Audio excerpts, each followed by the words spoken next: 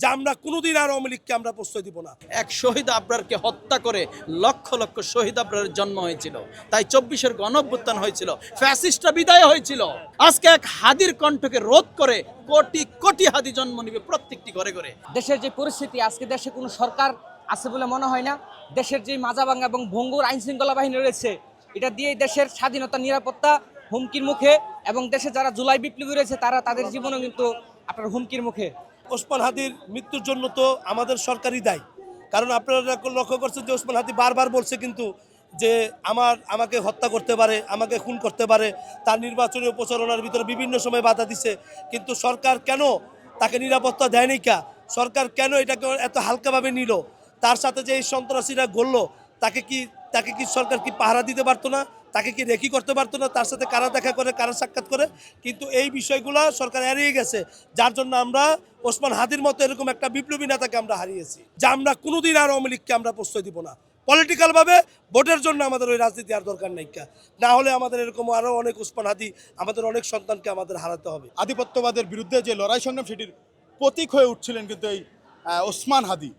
তো যার ফলে আসলে এই ওসমান হাদি দিন দিন যেভাবে জনপ্রিয় হয়ে উঠছিলেন, একজন রাজনীতিবিদ না হয়ে একজন তরুণ নেতা হয়ে তিনি যেভাবে আসলে জনমনে জায়গা করে নিচ্ছিলেন, এটি আসলে দেশি বিদেশি অনেক যে বিদেশি শক্তি রয়েছে তাদের হয়তো চক্ষুশূল হয়ে উঠছিলেন, যার ফলে আসলে তাকে টার্গেট করে কিলিং করা হয়েছে। এবং এই টার্গেট কিলিংয়ের প্রথম একজন ব্যক্তি হচ্ছেন ওসমান হাদি। আমরা মনে করছি যে এই টার্গেট কিলিংয়ের অংশ আমরা যারা জুলাইয়ের সম্মুখ সারির যোদ্ধা রয়েছি আমরা অনেকেই হতে পারি।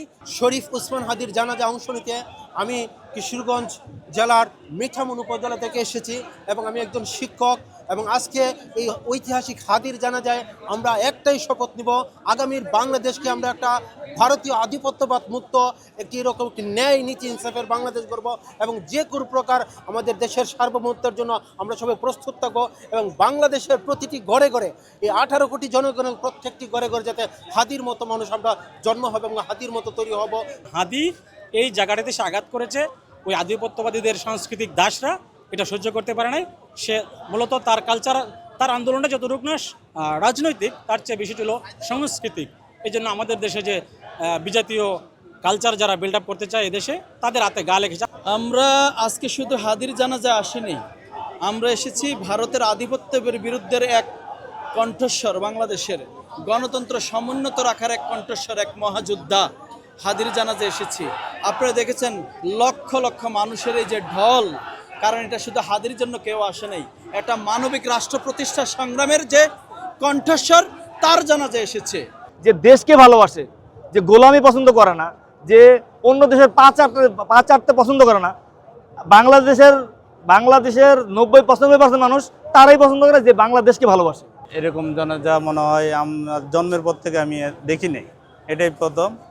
এমন মৃত্যু বা এমন জানাজা খাওয়া তো জনের ভাগ্যে জুড়ে, এটা তো একটা সৌভাগ্যের ব্যাপার। আল্লাহ তৌফিক দান করেছে, হাদি ভাইয়ের এই জানাজারে আমরা শরীক হয়েছি।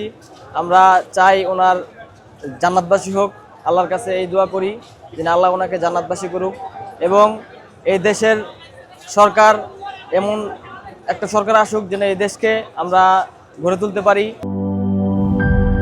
নায়াসিনামাইড ও স্যালিসাইলিক সমৃদ্ধ লিলি ফেস ওয়াশ, যা ফেসের ডেড স্কিন সেল দূর করে দেয় দ্বিগুণ ফাস্টার ব্রাইটেনিং।